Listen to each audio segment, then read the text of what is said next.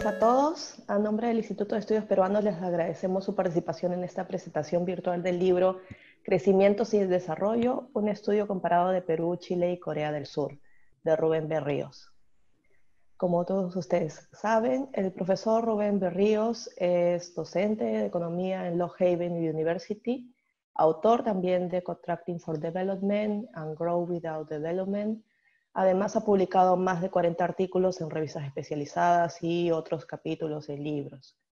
Sus estudios de bachiller los realizó en la Universidad Estatal de Nueva York y además se ha hecho estudios de posgrado en Planificación Económica en el Instituto de Estudios Sociales de La Haya y en la Escuela de Economía de Varsovia.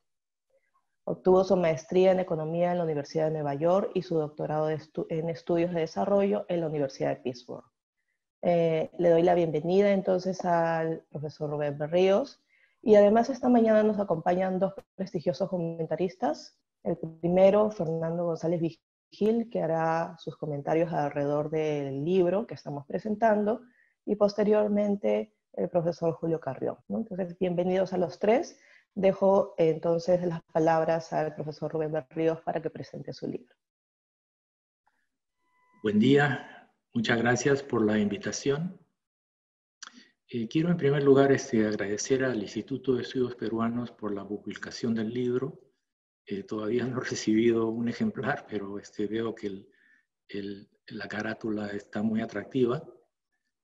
Quiero agradecer a todos aquellos que han tenido algo que ver con la publicación del mismo y en particular agradecer a Ludwig Huber, quien encargado de publicaciones en IEP, tuvo la gentileza de un inicio y de darle seguimiento al libro, a pesar de que hubieron demoras por obvias razones, pero estoy muy agradecido con el doctor Huber.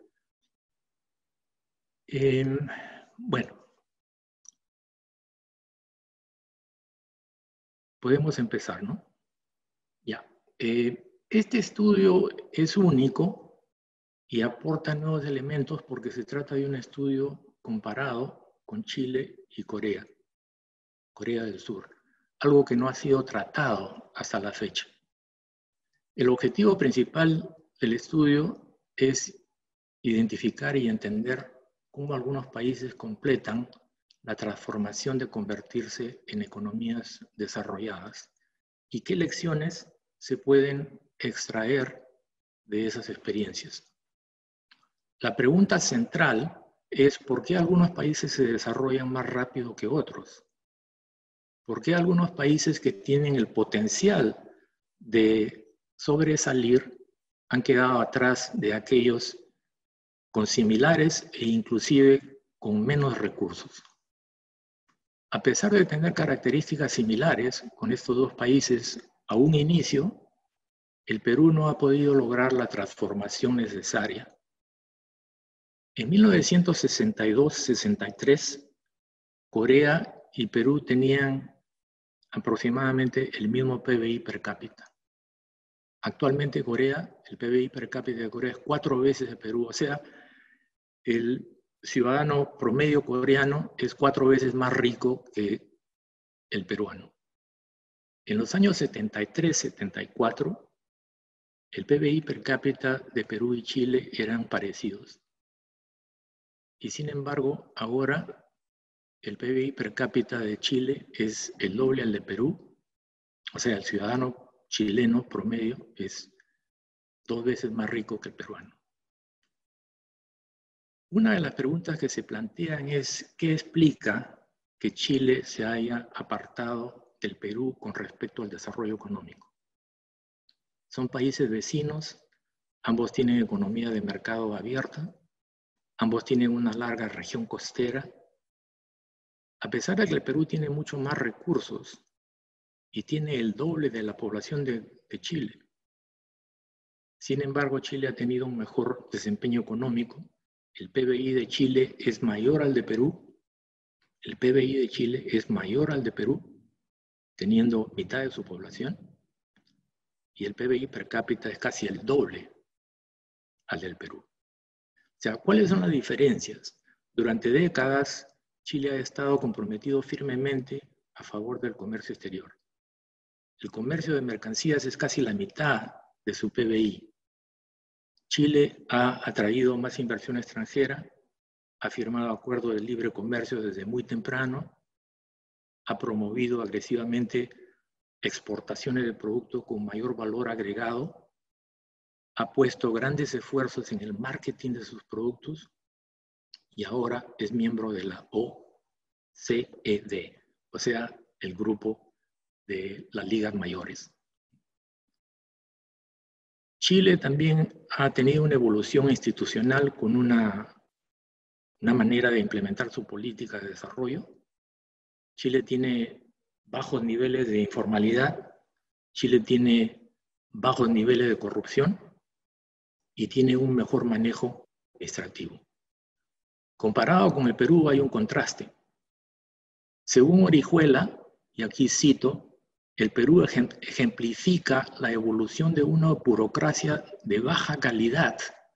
El caso de Chile es de una burocracia racional. Nos comenta Orihuela que en el año 39 se creó la Corporación Nacional de Desarrollo, la Corfo, que estaba involucrada desde su inicio a la promoción del desarrollo y a la promoción de varias industrias. Ha sido una entidad bien manejada y autónoma que ha tenido mucho que ver con el desarrollo de Chile. Chile también tiene un ministerio de planificación.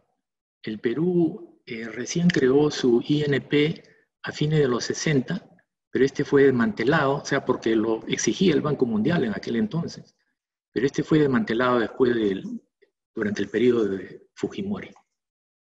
La apertura hacia los mercados, la apertura de Perú hacia los mercados externos se dan con más énfasis en la década de los 90. Hemos tenido más éxito, creo yo, en el ámbito diplomático. O sea, somos miembros de la PEC, se firmaron una serie de acuerdos con Asia-Pacífico, acuerdos comerciales. Hemos firmado el acuerdo transpacífico, TLCs con China, etcétera, con Tailandia, pero ofrecemos poco. Ese es uno de los detalles. El Ministerio de Comercio Exterior es creado recién en el año 2006, o sea, hace 14 años. El Estado peruano, bajo diversos regímenes políticos, no ha mostrado continuidad. Y aquí, o sea, no ha mantenido la misma aproximación, se ha mantenido la misma aproximación de los años anteriores. Aquí quiero subrayar, por ejemplo, al ex embajador Oswaldo de Rivero, que publicara su libro El mito del desarrollo. De Rivero nos habla, inclusive en el prefacio, de que de muy joven es destacado como embajador a Ginebra, a la ronda de negociaciones Kennedy, y en aquel entonces nos explica que el Perú pues exportaba mayormente productos mineros y harina de pescado. Y nos comenta que 20 años después se va como representante del Perú a la ronda de Uruguay, en los años 80. Y en la ronda de Uruguay ya se discutían temas relacionados a tecnología, a la microelectrónica, se discutían temas relacionados a regalías, patentes, etcétera, o sea, por la evolución tecnológica, la automatización, etcétera. Y Perú nos comenta que es un mero observador, o sea, la cosa no había cambiado. Actualmente, el socio comercial más importante de Perú es China. ¿Y qué exporta Perú? Más del 90% de sus exportaciones a China son básicamente productos de minería y harina de pescado. O sea, somos poco competitivos y ha habido un mal manejo de las políticas. El caso de Corea del Sur es más ejemplar. La comparación yo la llamo economía extractiva versus economía productiva. Corea es un país con pocos recursos naturales, es una península. Sin embargo, ha tenido un desarrollo excepcional y ahora es también miembro de la OECD, o sea, miembro de las ligas mayores. ¿Cómo explicar que Corea hace 25 o 30 años no tenía una industria automotriz y actualmente el Hyundai, la empresa Hyundai, especialmente el Hyundai Sonata, es uno de los carros más vendidos, uno de los autos más vendidos mundialmente? Samsung, una empresa coreana, le hace la competencia a Apple en telefonía celular. El Perú no ha tenido un desarrollo frustrado, mientras que Corea se ha transformado en una economía de alto rendimiento. Corea invierte el 4% de su PBI en investigación y desarrollo. El Perú invierte una pequeña fracción del 1% en investigación y desarrollo. O sea, ¿cómo definir el desarrollo? El desarrollo es un proceso transformativo. El desarrollo es un proceso multidimensional que obviamente toma en consideración aspectos económicos, políticos, sociales e institucionales. No solo se trata de incrementar la producción, sino de elevar los estándares de vida y ofrecer oportunidades de empleo, sino también conseguir cambio de actitud y promocionar una transformación institucional. Se requieren cambios sustanciales que incluyan cambio de actitud, ética en el trabajo, disciplina, respeto a las normas y cumplir con la ley. O sea, el Perú es un ejemplo instructivo de los desafíos del desarrollo. Históricamente, las élites gobernantes no han estado comprometidos con promover el desarrollo. A diferencia de Chile o de Corea, el Perú no ha tenido una visión definida o una estrategia a largo plazo. En el Perú todavía hay indisciplina social, no siempre somos respetuosos de las normas, en cierto modo somos un país desorganizado.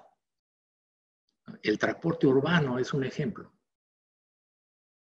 Mucha informalidad, el ministerio inclusive no ha podido resolver esos temas. ¿Cómo explicamos, por ejemplo, el hecho de que Chile, o Santiago de Chile más específicamente, Santiago, tiene la mitad de la población de Lima? Sin embargo, el metro de Santiago tiene 5 líneas. Y en Lima solamente hay una línea. La gente viaja apiñada. O sea, la pandemia también nos ha demostrado que somos un país desorganizado y que no estamos preparados.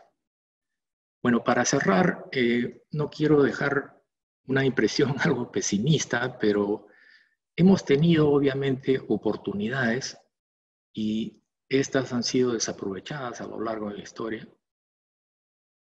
Entonces, en pocas palabras, para darle una entrada a los comentaristas, darle la palabra a los comentaristas, simplemente quiero cerrar citando a Vallejo,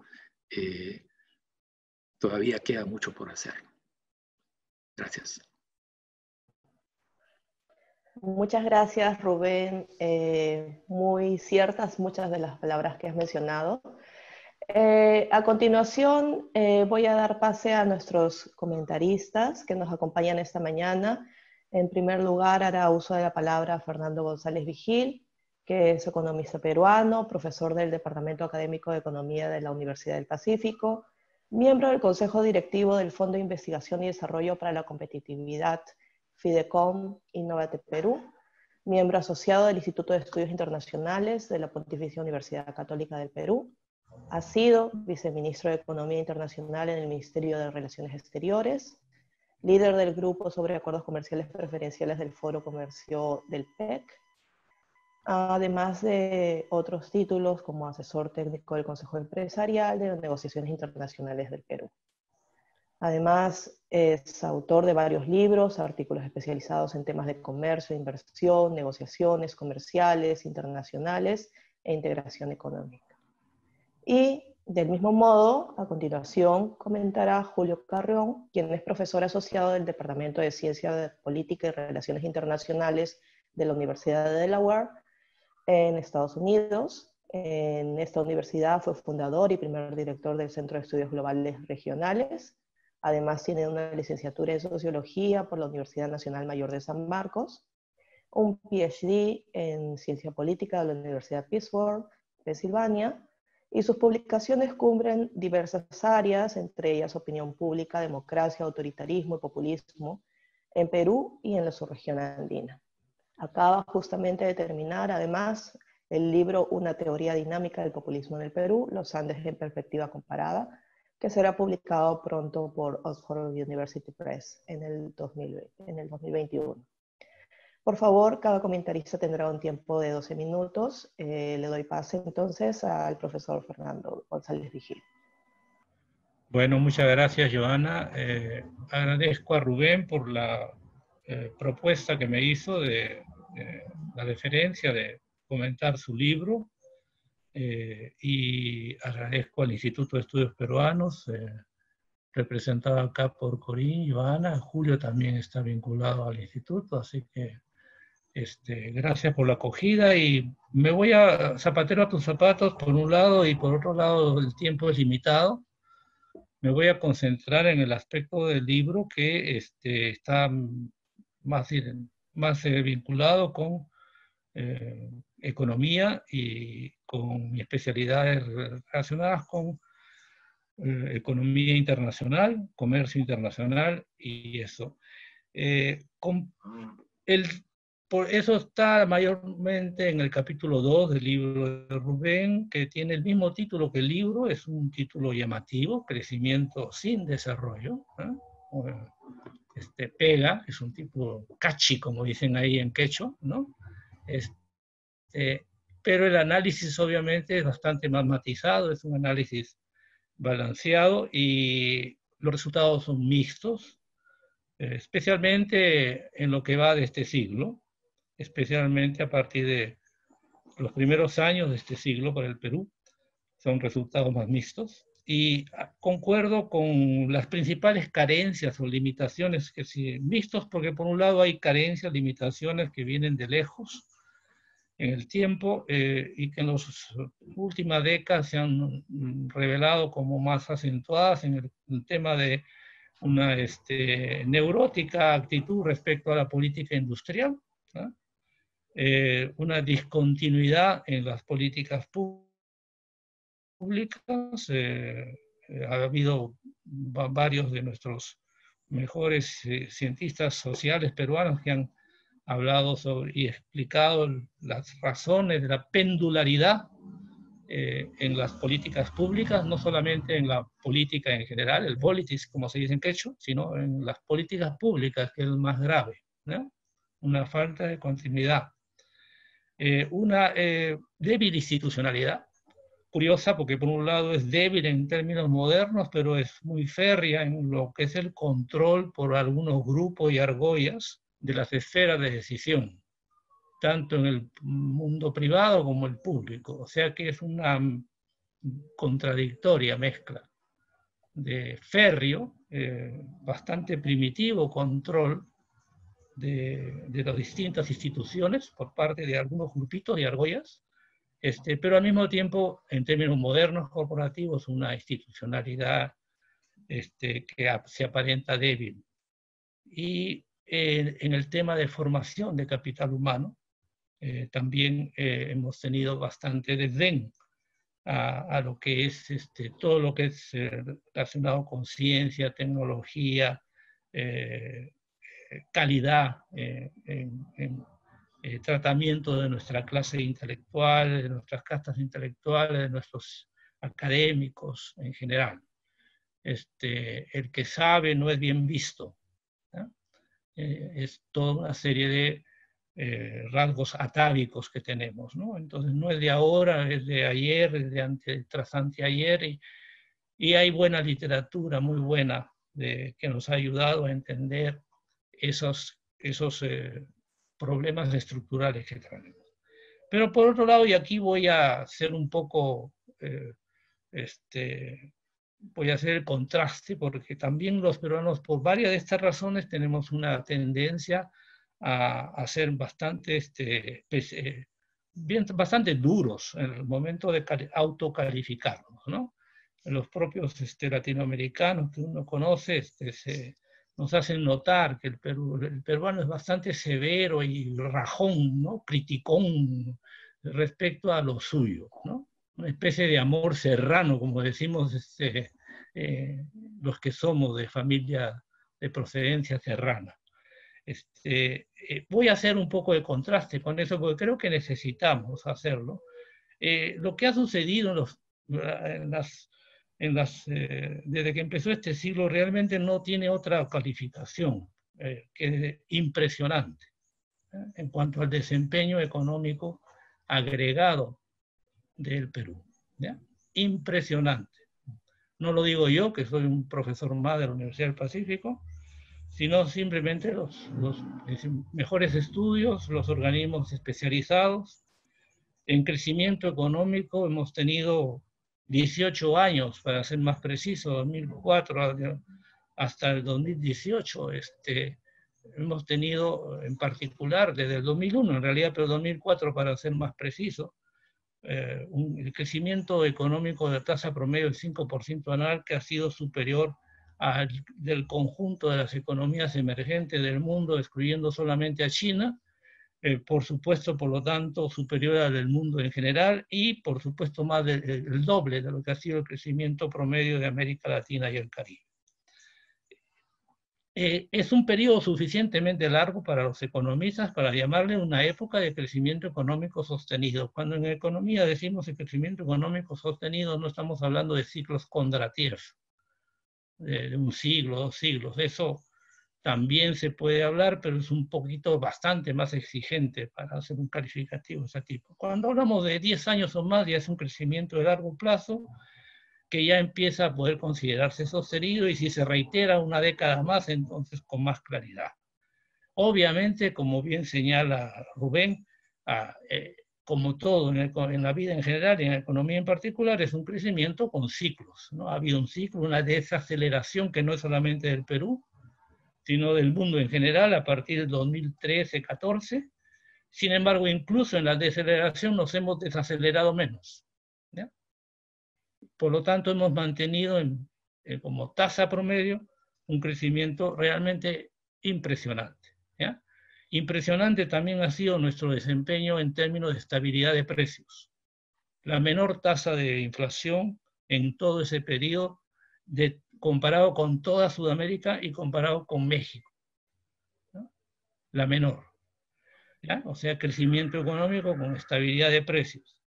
Hemos logrado disminuir significativamente la tasa de pobreza, tanto en la medición clásica oficial monetaria como en las otras mediciones, que en lo único que se diferencian es en el valor absoluto de la tasa, pero no se diferencian en cuanto al descenso significativo que ha habido, de 34 puntos porcentuales entre el 2001 y el 2018.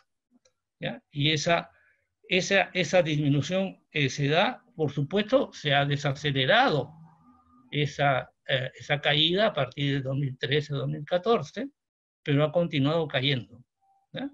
20.5 en el último registro que tenemos, el del 2018, versus 54.8 el 2001. Y la pobreza extrema, porque sabemos que una cosa es la urbe, otra cosa es el mundo rural. La pobreza extrema también se ha reducido de manera impresionante, desde el 16.4 al 2.8 en esos años que acabo de mencionar. ¿Ya? Finalmente, la equidad, medida pues usualmente por el coeficiente de Gini, también ha ido siendo menos. El Perú se ha ido convirtiendo en relativamente menos menos inequidad, menos desigualdad. Parece a primera vista leve el descenso de 0.54 a 0.46, pero quienes saben cómo es el problema de la desigualdad, aquí y en todas partes del mundo, sabe que ese descenso aparentemente leve de 0.08 puntos es significativo, y en todo caso el 0.46 del 18 nos pone mejor que Colombia, o menos mal que Colombia, que tiene 49.7, y nos pone igual y parejo que Chile, 46.6. Todas estas cifras agregadas hay que recordarlas, porque quiere decir que en lo que va de esta década hasta el momento, bueno, coronavirus mediante, no vamos en ese momento a ver cómo le va a suceder al Perú una vez que todo el periodo del coronavirus se haya concluido y la fase de la recuperación. Sobre eso se puede hacer una serie de especulaciones en esto. No tengo otra palabra que especular, porque la verdad que es un fenómeno inédito, que nadie sabe nada, todo el mundo habla del tema, pero lo hacemos con bastante buena intención, pero muy poco conocimiento. ¿Ya? Entonces, en este momento hemos recuperado el rezago. No completamente. Permanecen esas carencias, esas limitaciones que mencioné al principio y que Rubén señala con bastante lucidez. Ahora, todo esto que nos ha sucedido, ese es otro aspecto importante. ¿Ha sido pura suerte? ¿Ha sido porque Dios es grande y es peruano? No. En parte sí, ha sido un periodo en la economía mundial que bastante propicio. Pero el Perú también ha sabido aprovecharlo, que eso es bien importante. No ha perdido la oportunidad. E hizo en el campo que es más cercano al que es mi quehacer diario, y yo estoy no solamente metido en el análisis, sino estoy metido en la acción. O sea, lo vivo no desde la tribuna, sino desde la cancha. En lo que es ese periodo, en el campo más directo, ha habido un cambio muy importante de la estrategia comercial que se hizo a principios tan pronto se inició el gobierno de Alejandro Toledo, con la decidida voluntad de algunos importantes miembros de ese gobierno, al inicio de ese gobierno, Raúl Díaz Canseco, Alan Wagner y Silva-Ruete, un trío de oro, que a través de las tres instituciones claves, de la Cancillería, del MINCETUR, que se acababa de crear justamente por impulso de Raúl Díaz Canseco, se hace una reingeniería, se crea el MINCETUR, se consolida PROMPES, que ahora pasó a PROMPERÚ, y se pone el énfasis en una estrategia comercial pro-exportadora, en vez de una estrategia comercial pro-importadora, que es aquella de la década del 90. Que era para los lobbies importadores del Perú. ¿Ya? Entonces, hay un cambio importante ahí. Se pone el énfasis en los TLCs a fin de consolidar lo que históricamente nos había legado la comunidad andina. Esas exportaciones que empezaban a emerger, no tradicionales con Europa y Estados Unidos, los socios tradicionales, había que consolidarlas. Esas eran dádivas que nos daban los países como Estados Unidos y Europa a través del SGP especial. No había garantía que eso iba a continuar, no promovía inversiones, por lo tanto, más o menos serias. Había que consolidar eso con TLCs, es decir, con pactos más permanentes y más, digamos, vinculantes. Y entonces se empieza por Estados Unidos, que es por donde había que empezar. Luego se sigue con la Unión Europea y con otros países asiáticos. Entonces sí hubo una estrategia deliberada. Esto no fue pura suerte, no fue un maná que nos cayó del cielo únicamente. ¿Ya? Y se lograron los resultados. Los casos emblemáticos de Estados Unidos por un lado y de China por el otro. Con cada socio se supo poner el objetivo, la meta, que era la más importante. Con Estados Unidos lo más importante era consolidarlo como un mercado muy importante para nuestras exportaciones tradicionales, y se ha logrado. En este momento es el primer mercado, el primer destino de exportaciones no tradicionales después del Perú a nivel país individual. a nivel región sigue siendo la comunidad andina. ¿Ya?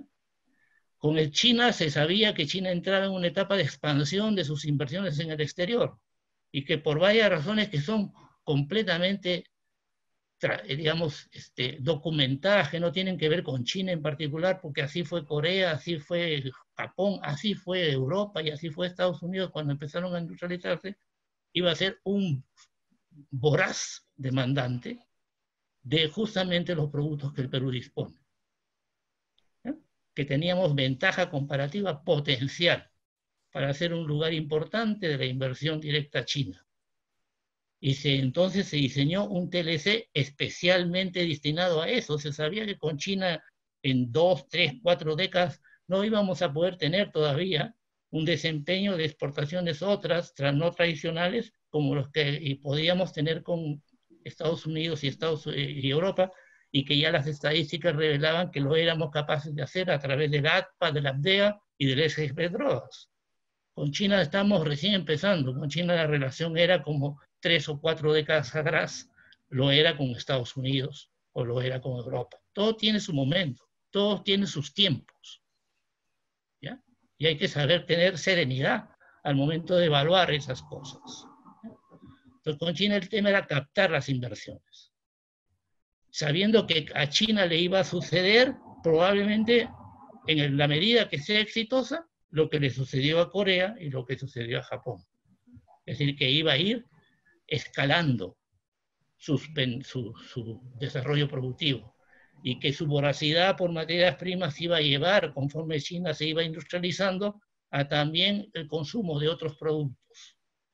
El segundo objetivo importante para el Perú era justamente ser un importante proveedor de alimentos para China, de alimentos en donde no competimos con los productos clásicos de granos, donde no somos competitivos para nada. Se ha ido logrando. La liberación china efectivamente al principio vino contundentemente para minería y complementariamente para hidrocarburos, 92% el año 2015. Desde entonces se ha ido diversificando. Ahora ya es 75% nomás, entre comillas, en pocos años, lo que está concentrado en esos sectores. Se han ido sumando inversiones de todo tipo, en banca, en transporte y muy fuerte en infraestructura eléctrica. Las más importantes de los últimos años han sido precisamente en transporte marítimo y en infraestructura eléctrica. ¿Ya? Y eso va a continuar porque el propio desarrollo industrial de China así lo va a requerir y porque el Perú va generando ventajas comparativas en nuevos sectores. Exportaciones no tradicionales, muchas veces hay algunos analistas que las consideran como si fuese un nuevo tipo de producto primario. ¡Qué error más grande! ¡Qué error más grande! ¿Ya? Son manufacturas basadas en recursos naturales, incluso nuestros propios alimentos. Recuerdo que en los años 80 se hablaba mucho del éxito colombiano con el café y otros productos. Y había análisis que estaba surgiendo un nuevo tipo de agricultura industrializada en el manejo del agua, en el manejo de los suelos, en el diseño casi formateado de la fruta para que tenga ciertas características, cierto aspecto, cierto tamaño. Ahí ya no había simplemente colectar lo que la madre naturaleza nos daba. Y luego vino el ejemplo de los 90 de Chile, su gran desarrollo industrial, sus uvitas especiales. Todo eso los peruanos no lo vemos. Y nos compramos a veces a las personas que creen que esos son productos frescos, donde solamente el agricultor y el empresario lo que hacen es recolectar lo que la naturaleza espontáneamente da. No, craso error. ¿Ya? Estamos ante un desarrollo muy importante de manufacturas basadas en recursos naturales que tienen valor agregado. Las estadísticas, lamentablemente, la forma como se las clasifica no ayuda, porque la muy buena clasificación del AL, manufacturas basadas en recursos naturales, lamentablemente no la desagrega por niveles de intensidad tecnológica. Lo hace aparte para las manufacturas no basadas en recursos naturales. Entonces ahí hay un problema que tenemos, pues, que vamos a hacer. Tendremos que hacer el esfuerzo para reordenar la clasificación, pero nos van a decir entonces que estamos acomodándonos a la cancha para poder agarrar y mostrar lo que queremos. Entonces, por el momento hay que ser resignado y jugar de acuerdo a las clasificaciones existentes. Simultáneamente se ha tenido también una política, todo esto, como bien dice Rubén, entre comillas, tarde por comparación con otros países, lento por comparación con otros países, incluso nuestros vecinos. Pero lo importante a rescatar es que se está haciendo, que ya no es un asunto de tarea pendiente en el sentido de que no se encara. Hay tareas pendientes que no se encaran.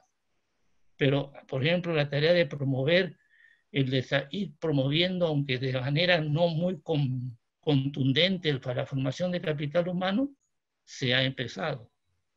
Desde los fines del segundo gobierno de García, y sobre todo durante el gobierno de Toledo, de Humala, al que hay que rendirle realmente crédito por esto, ¿no? Se ha recompuesto la política de educación. Se ha puesto un fuerte apoyo a la innovación a través del Produce, a través de Concitec. ¿Ya? Es poco lo que invertimos comparado con Colombia o con Chile, para no compararnos con los verdaderos ejemplos que están en los países desarrollados.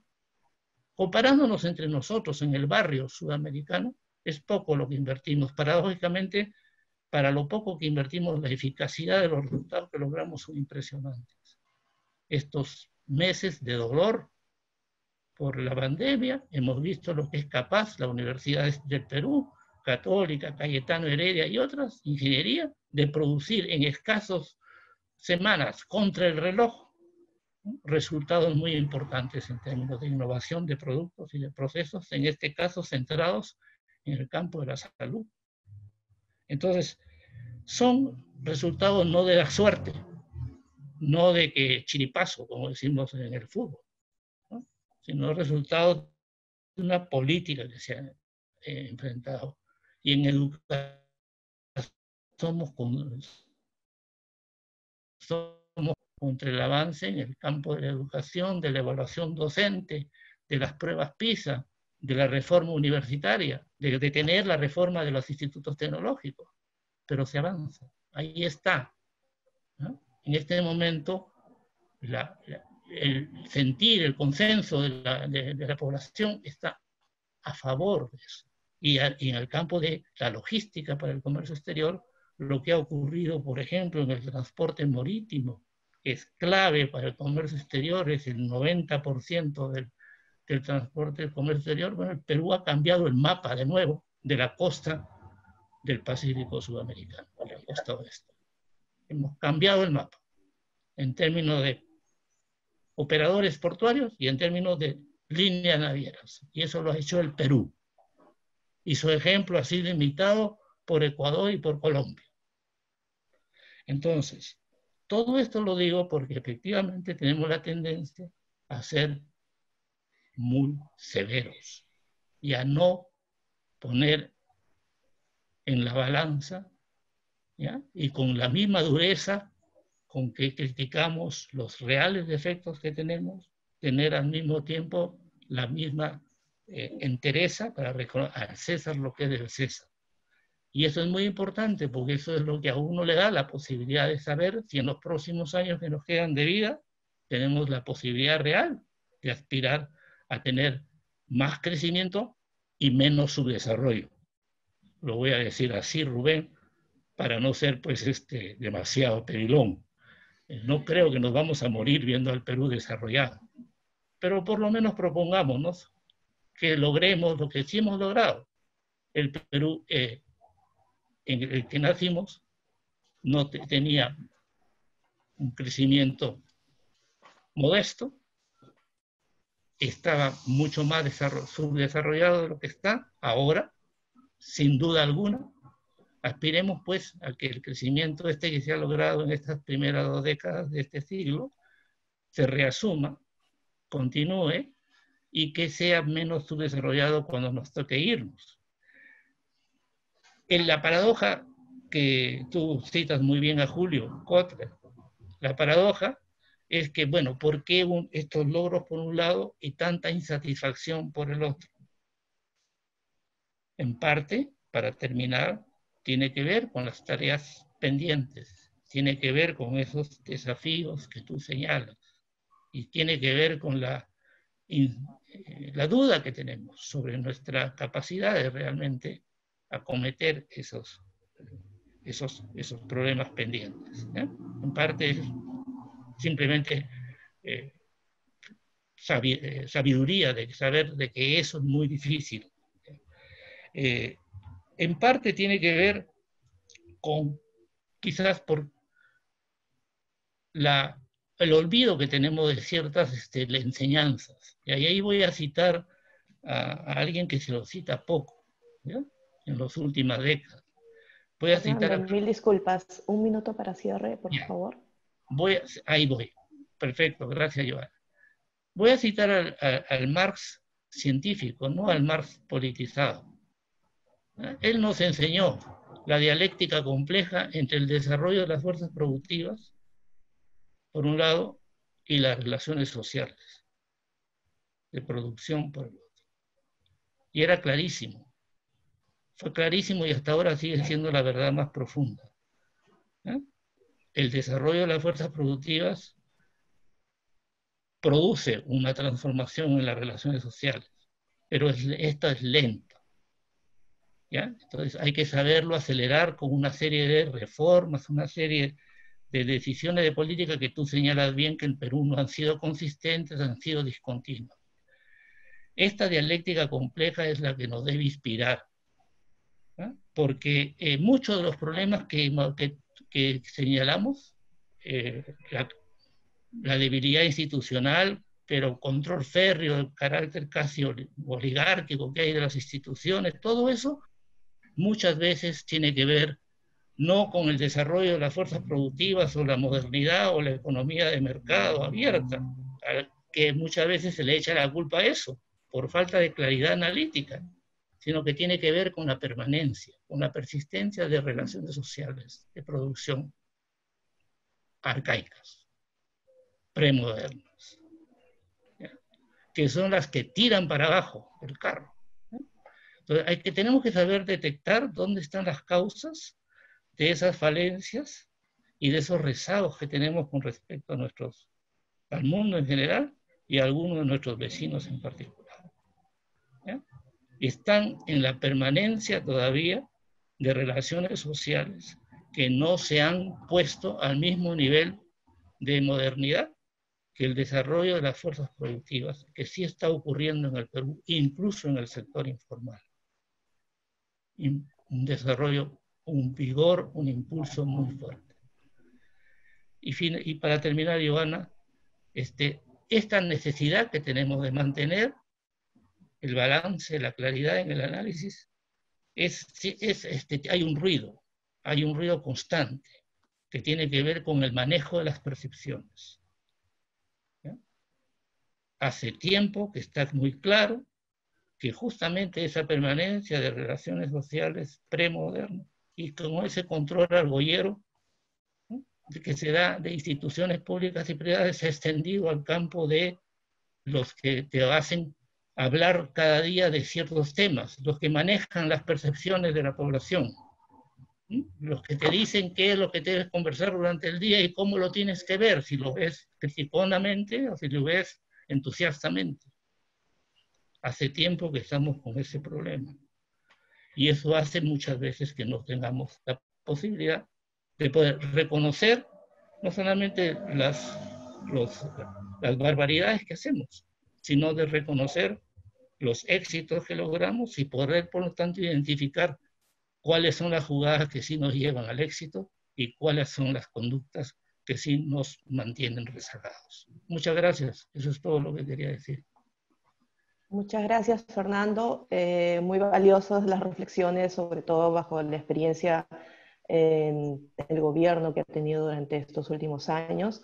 Le damos paso entonces a Julio Carrión. Por favor, profesor, tiene 12 minutos a partir de ahora. Ya, gracias, gracias. Tal vez incluso no llegue a usar los 12 minutos, porque en primer lugar, muchas gracias al Instituto de Estudios Peruanos por, ¿no?, invitarme a comentar el libro de Rubén. Gracias a Rubén, a quien tengo gusto de conocerlo durante muchos años. No, no los vamos a contar, pero, ¿no?, son varios.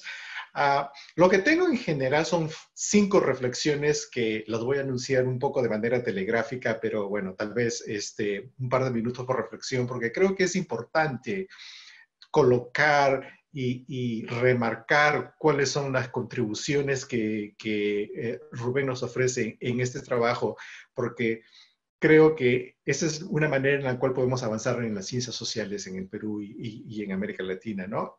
Quiero empezar resaltando lo importante que es la pregunta que él nos plantea, ¿no? ¿Por qué algunos países desarrollan y otros no? Que es la pregunta general. Y creo que eso es una pregunta muy importante que a veces, y que en los últimos años como que le hemos abandonado, porque en la economía ha habido mucha preocupación por la estabilidad macroeconómica, por los temas ligados al empleo, por temas ligados al comercio exterior, que son temas importantes, pero que de una u otra manera son temas que es lo inmediato, tal vez lo urgente, pero no necesariamente lo importante. Y creo que lo importante en este caso es la pregunta central de, ¿no?, ¿por qué algunos países se desarrollan y otros no?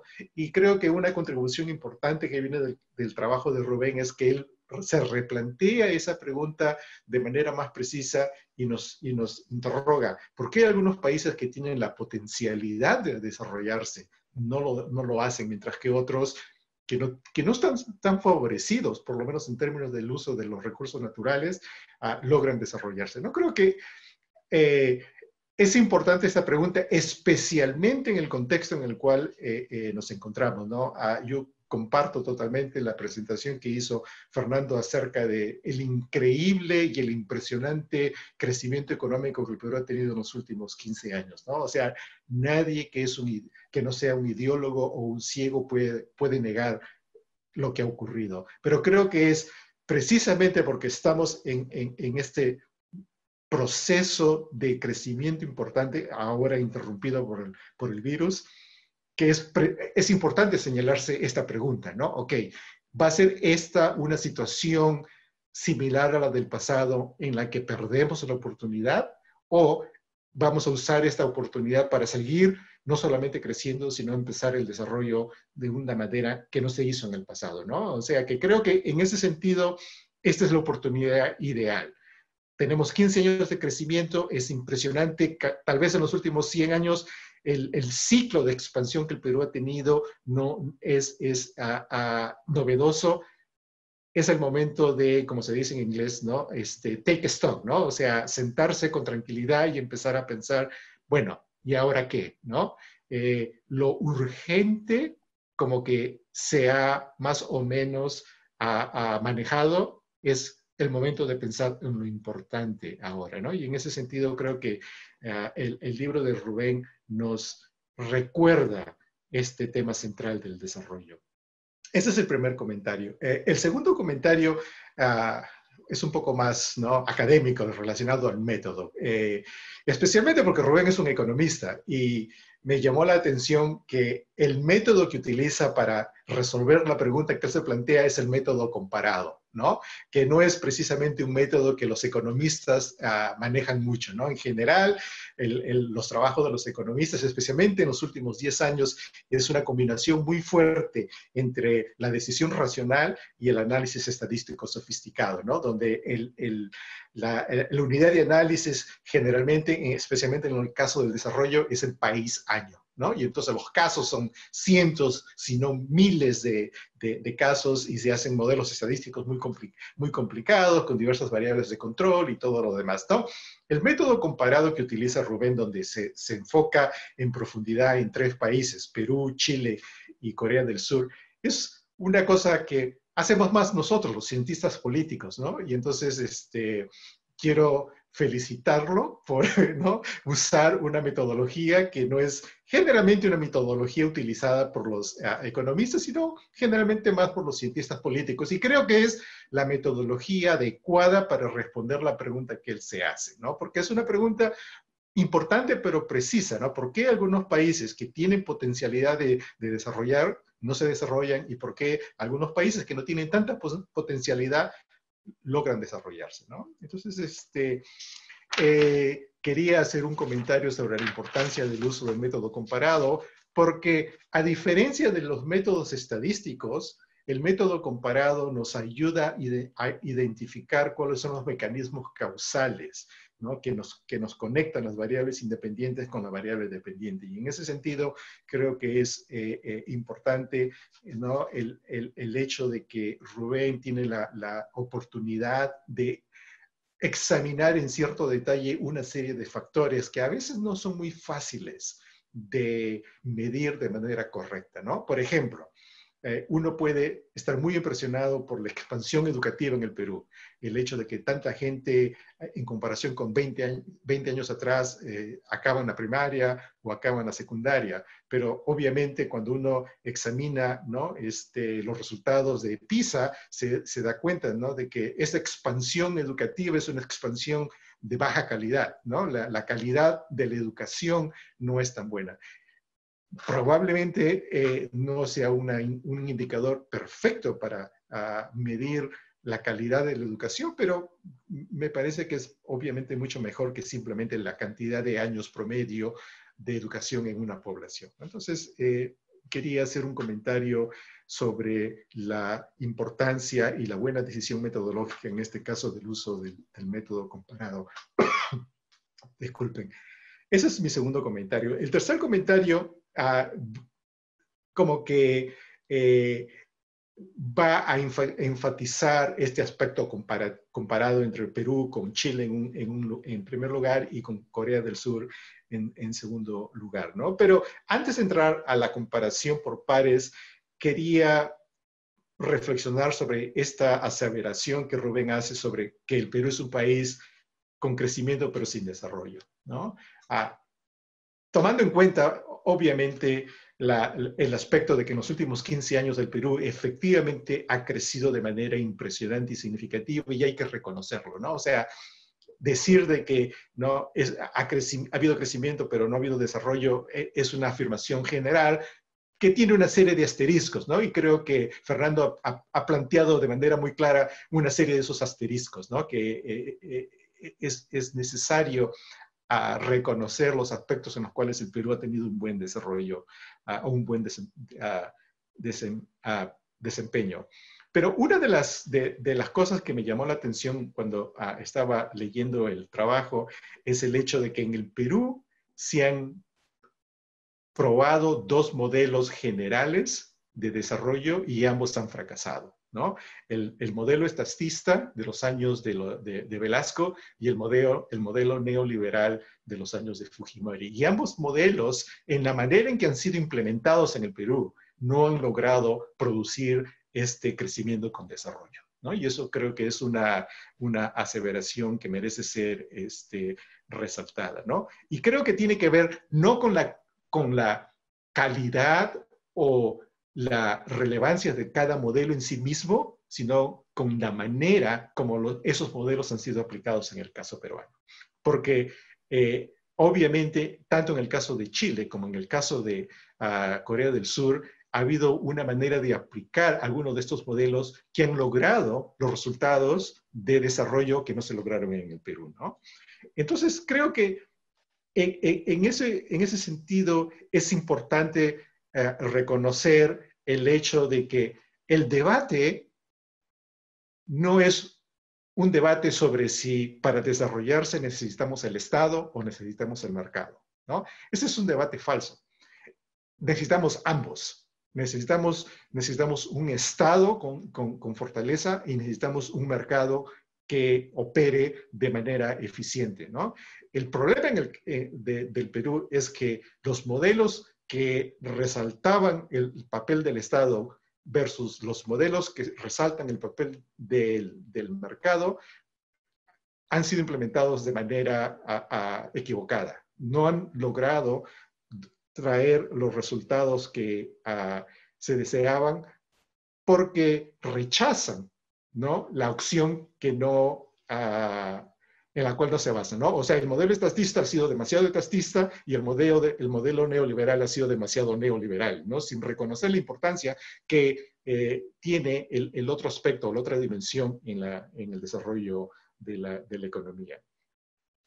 Por eso es que estamos en una situación en la que, ¿no?, estamos atrapados en este modelo extractivo que Rubén desarrolla en el libro y explica muy bien, y que nos lleva a esta situación en la cual el Perú es un latecomer al desarrollo, ¿no? Aquí entonces me voy al cuarto comentario que tengo, que es la comparación con Chile, ¿no? Y lo que quiero decir es que de la lectura del libro, del capítulo sobre Chile, mi conclusión fue bastante clara, ¿no? Que el neoliberalismo peruano fue muy distinto del neoliberalismo chileno, ¿no? Entonces, que es importante desagregar o de estudiar analíticamente este concepto que se usa a veces de manera muy vulgarizado, ¿no? El neoliberalismo, porque en el caso peruano, el neoliberalismo fue un neoliberalismo que prácticamente canibalizó al Estado, mientras que en el caso chileno no lo fue así, ¿no? El hecho de que Chile no haya nacionalizado el cobre, el hecho de que en Chile la promoción de la economía desde el Estado, ¿no?, se haya mantenido con no solamente la sobrevivencia, sino el fortalecimiento de esta corporación de desarrollo, el Corfo, que Rubén mencionó en su intervención, es muy importante. El hecho de que el Estado haya fomentado la diversificación de las exportaciones no minerales, ¿no? O sea, a pesar de que nadie va a negar que el modelo chileno es un modelo de mercado, la participación del Estado fue central en aspectos del desarrollo económico chileno. Y creo que es exactamente ahí donde uno tiene que centrarse en el debate, ¿no? No es simplemente mercado versus Estado, sino cuánto mercado, cuánto Estado, cuál es el balance necesario entre ambos conceptos para poder generar este desarrollo, ¿no? Obviamente, otra razón fundamental de la diferencia entre Chile y Perú es el aspecto político, ¿no? Y nuevamente quiero felicitar a Rubén porque, a pesar de ser economista, ¿no?, una de sus respuestas centrales de por qué el Perú no ha logrado aprovechar los recursos para desarrollarse tiene que ver con variables de naturaleza política, ¿no?, especialmente la gobernanza y las instituciones del Estado. Y creo que eso es importante porque la economía es demasiado importante para dejarla en manos de los economistas, ¿no? La economía es algo que debe ser discutida y desarrollada, ¿no?, por gente que no solamente se enfoca en los aspectos estrictamente macroeconómicos, sino también en el reconocimiento de que las instituciones políticas son fundamentales para el desarrollo económico en una serie de aspectos. Por ejemplo, estoy seguro que la comercialización y la exportación y el crecimiento económico en el Perú sería mayor si, por ejemplo, se logra combatir y erradicar la extorsión que es prevalente en muchos ámbitos de la economía, ¿no? Donde la gente, los empresarios, ya sean pequeños, medianos o grandes, tienen que pagar cupos a bandas criminales para poder desarrollarse, ¿no? Ese es un costo. Ese es un costo que al fin y al cabo retrasa el desarrollo económico, ¿no? Entonces, el hecho de que Chile haya tenido una estabilidad política que el Perú no tuvo, creo que ese es un aspecto que es importante resaltar, ¿no? Partidos estables en Chile con horizontes de mediano o de largo plazo, mientras que en el caso peruano tenemos, ¿no?, partidos, entre comillas, con horizontes de tiempo muy cortos, ¿no?, que genera comportamientos muy cortoplacistas, ¿no? Y el hecho de la corrupción, que es central, ¿no? La corrupción me parece que es una variable que uno tiene que centrarse como algo que retrasa el desarrollo económico de manera importante. Finalmente, la comparación con Corea del Sur, ¿no? ¿Qué cuando Rubén compara a Perú con Corea del Sur, la reflexión la primera reflexión que tuve es, qué terrible que el Perú haya sido favorecido con recursos naturales, en el sentido de que no, esta oportunidad de tener dinero fácil, porque ha habido estas bonanzas económicas en los últimos 200 años, ¿no? La bonanza del guano, la bonanza de la harina del pescado, la bonanza de los commodities, esta relativa facilidad que el Perú ha tenido de generar inmensos recursos económicos a través del uso de o de la extracción de estos recursos, ha hecho que el Perú no se preocupe por desarrollar modelos económicos que vayan más allá, ¿no?, de la extracción o la transformación de productos agrícolas o minerales, ¿no? Y en ese sentido, uno podría decir, leyendo el capítulo de Corea del Sur, que Corea del Sur tuvo la suerte de no tener estos beneficios porque fue obligada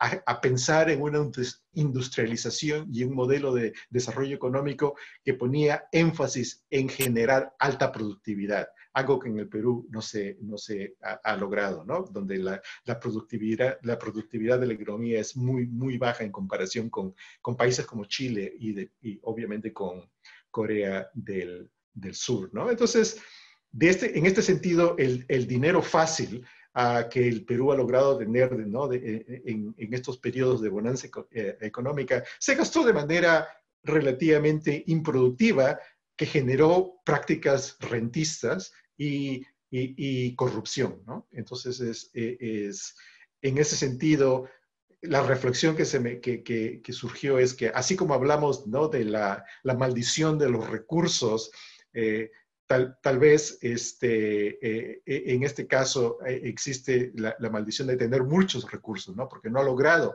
o no nos ha forzado, no nos ha obligado a pensar en modelos de desarrollo alternativos o complementarios a la explotación de estos recursos naturales. En el caso de Corea del Sur, también, obviamente, y aunque Rubén lo menciona, hay un aspecto que es difícil de replicar en el caso peruano, que es el aspecto geopolítico, ¿no? Estados Unidos tuvo y ha tenido y tiene, ¿no?, un compromiso muy específico con Corea del Sur por razones geopolíticas. Entonces ha habido mucha inversión, mucha ayuda económica que ha logrado, que ha favorecido a que Corea del Sur se desarrolle de manera en el cual el Perú no ha logrado tener, ¿no? Entonces, creo que para terminar, el hecho de que es refrescante escuchar a un economista como Rubén llegar a la conclusión que la naturaleza de los problemas de desarrollo económico en el Perú pueden encontrarse en gran sentido y en gran medida en las instituciones políticas, ¿no? Y comparto totalmente con esa conclusión, porque el tema de la gobernanza, ¿no?, nos obliga a pensar en aspectos que no solamente son importantes para el sistema político en sí mismos, ¿no? La buena gobernanza es buena no solamente porque genera buenas políticas públicas, sino también porque genera buenas políticas económicas, que es una de las políticas públicas, ¿no? Y entonces temas relacionados o asociados con la gobernanza, ¿no? La rendición de cuentas, la transparencia de las políticas estatales, el manejo democrático de los conflictos que implica un poder judicial autónomo y fuerte, ¿no? El imperio de la ley, todos esos son conceptos o dimensiones que generalmente no se asocian con desarrollo económico, y es importante que lo hagamos, ¿no? Y eso, en ese sentido, creo que es una de las contribuciones más importantes que vienen del trabajo de Rubén. Espero no haberme pasado del tiempo. Esas son mis reflexiones. Muchísimas gracias, Julio. Damos entonces por concluida la presentación del libro. Nuevamente quiero agradecer la participación de tan excelentes comentaristas, tanto Fernando como Julio, muy precisos comentarios, a Rubén también por el aporte a la investigación que ha hecho a través de su libro. Y los invito a buscar el libro en la librería virtual del IEP para que puedan leerlo y poder analizarlo tan bien como lo han hecho nuestros comentaristas. Muchas gracias a todos por su participación. Igualmente quisiera simplemente agradecer a Fernando y a Julio Carrión por sus comentarios. Creo que quizás en una segunda edición, eventualmente, podría incorporar alguna de sus sugerencias. Muchas gracias a ustedes también del IEP. Muchas gracias por la invitación.